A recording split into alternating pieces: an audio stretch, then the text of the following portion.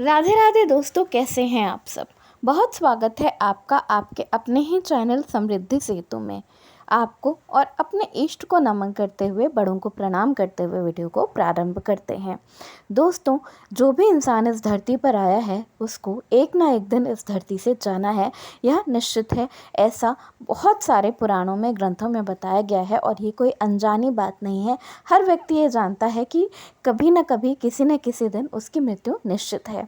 पर कई बार हम देखते हैं कि कई लोग सड़कों पर या किसी दुर्घटना की वजह से उनकी मृत्यु हो जाती है और उन्हें मोक्ष की प्राप्ति नहीं हो पाती।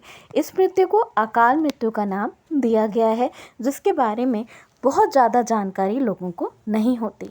धरती पर हर रोज़ सैकड़ों लोगों की मृत्यु होती है, जिसमें से कुछ लोग हमारे जानकार होते हैं, वहीं ज़्यादातर लोगों को हम नहीं जानते। इसके साथ साथ यह भी एक सत्य है कि जिन भी लोगों की मृत्यु होती है उन सबको वैकुंठ लोक मुक्ति नहीं मिलती।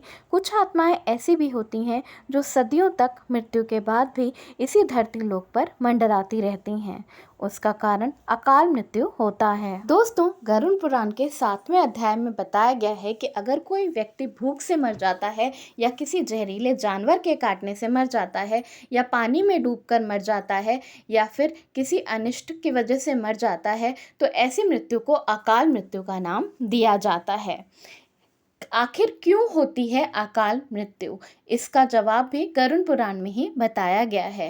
एक बार गरुड़ भगवान ने भगवान विष्णु से पूछा कि जब इंसान की आयु 100 वर्ष निश्चित की गई है तो इंसान उससे पहले ही इस धरती से क्यों चला जाता है, उसका शरीर क्यों नष्ट हो जाता है।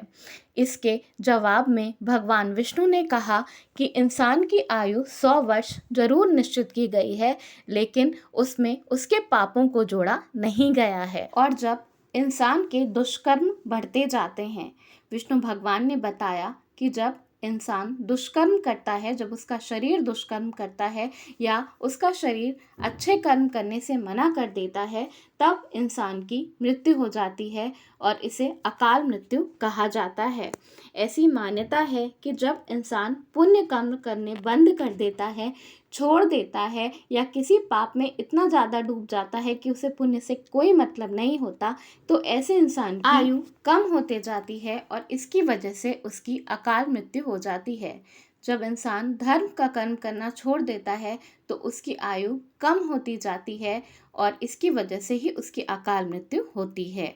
वेदों का ज्ञान ना होने के कारण इंसान दुष्कर्म पे दुष्कर्म करता चला जाता है और इसकी वजह से उसकी आयु कम होती जाती है। आगे विष्णु भगवान बताते हैं कि मनुष्य के जीवन के 7 चक्र निश्चित हैं और अकाल मृत्यु की वजह से अगर वो मनुष्य अपने जीवन के चक्र पूरे नहीं कर पाता तो मृत्यु के बाद भी उसे घोर दुखों की, घोर कष्टों का सामना करना पड़ता है।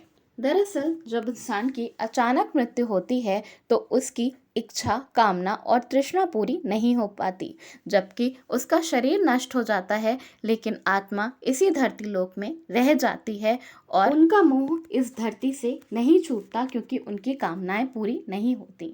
ऐसी स्थिति में अकाल मृत्यु वाली जो आत्माएं होती हैं वो अपने परिजनों को सपनों में या किसी भी तरह से कष्ट पहुंचाती हैं और चाहती हैं कि उनकी जो अधूरी इच्छाएं रह गई हैं वो किसी तरह पूरी हो जाएं। धार्मिक ग्रंथों में बताया गया है कि जब इंसान की मृत्यु होती है तो उसे 3, 10, 13 या 40 दिनों में दूसरे शरीर की प्राप्ति हो जाती है, लेकिन जब अकाल मृत्यु होती है तो आत्माएं कुष्मांडा, पिशाच, भूत, प्रेत, ब्रह्म, राक्षस और बेताल की योनि में जाना पड़ता है। ऐसी आत्माओं को आसानी से शांति और मुक्ति नहीं मिल पाती।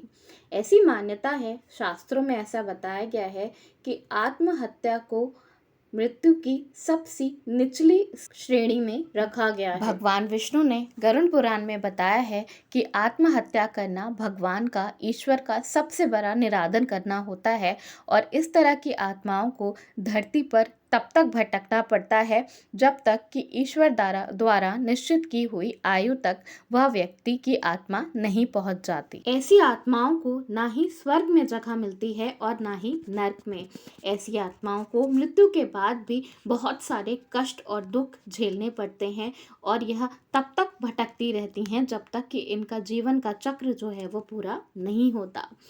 आत्महत्या करने को एक बहुत बड़ा अपराध बताया गया है और ऐसा बताया गया है कि ऐसा करना ईश्वर का सबसे बड़ा अपमान होता है। जिन लोगों की अचानक अकाल मृत्यु हो जाती है उन लोगों की आत्मा को शांति दिलाने के लिए गरुड़ पुराण में कई तरह के उपाय बताए गए हैं। ऐसी मान्यता है कि जब किसी व्यक्ति की अकाल मृत्यु हो जाती है या किसी व्यक्ति की परिवार में मृत्यु हो जाती है तो उसके परिजनों को पिंडदान ज़रूर करना चाहिए। दान पुण्य तर्पण उसके नाम से ज़रूर करना चाहिए। इसके साथ साथ किसी जल कुंड या नदी में जाकर उसके नाम से तर्पण करना चाहिए। यह सत्कर्म कम से कम मृत्यु के 3-4 साल बाद तक करते रहना चाहिए ताकि जिन आत्माओं को मुक्ति नहीं मिली है उन आत्माओं को मुक्ति मिल सके। जिन लोगों को अचानक से मृत्यु हो जाती है उनकी आत्माएं भटकती हैं और उसकी वजह से उनके परिजनों को भी कष्ट होता है और आत्माओं को तो कष्ट होता है। इसलिए आत्माओं की मुक्ति के लिए जितना बन सके उतना ज़रूर कर देना चाहिए। इसके साथ साथ अकाल मृत्यु आपके घर में ना हो, किसी भी सदस्य की अचानक से मृत्यु ना हो, इसके लिए महामृत्युंजय मंत्र का जाप अवश्य घर में होते रहना चाहिए, करते रहना चाहिए और ज़रूर सुनते रहना चाहिए। महामृत्युंजय मंत्र होता है ओम त्र्यंबकम यजामहे सुगंधिम पुष्टिवर्धनम उर्वारुकमेव वंदनाय मृत्योर्मोक्षीयमामृताय।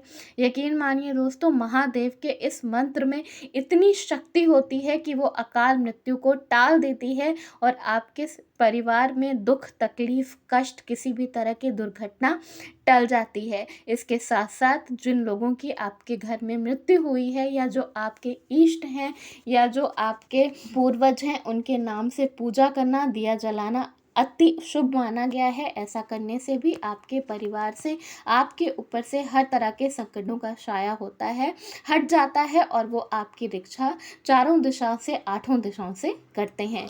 इसके अलावा साल में कई तिथि ऐसी आती है जब आपको यमराज के नाम से दिया जलाना और दान ज़रूर करना चाहिए। इससे भी अकाल मृत्यु का साया आपके घर से हट जाता है। भगवान की शिव की पूजा करने से हर तरह का मृत्यु का भय जो होता है वो आपके परिवार से हट जाता है। हर तरह के दुष्कर्मों से आपको मुक्ति मिल जाती है। दान करने से, पुण्य करने से और किसी भी तरह का पाप और लालच मन में नहीं लाने से अकाल मृत्यु टल जाती है। तो दोस्तों, ये है बहुत ही महत्वपूर्ण जानकारी जो कि हर एक मनुष्य को, हर एक व्यक्ति को ज़रूर पता होनी चाहिए ताकि वह अपने और अपने परिवार की सुरक्षा अकाल मृत्यु से कर सके। धन्यवाद दोस्तों। वीडियो पसंद आया हो तो लाइक ज़रूर करिएगा, दोस्तों में शेयर कर दीजिएगा और चैनल पर नए हैं तो चैनल को सब्सक्राइब कर लीजिएगा। धन्यवाद। राधे राधे।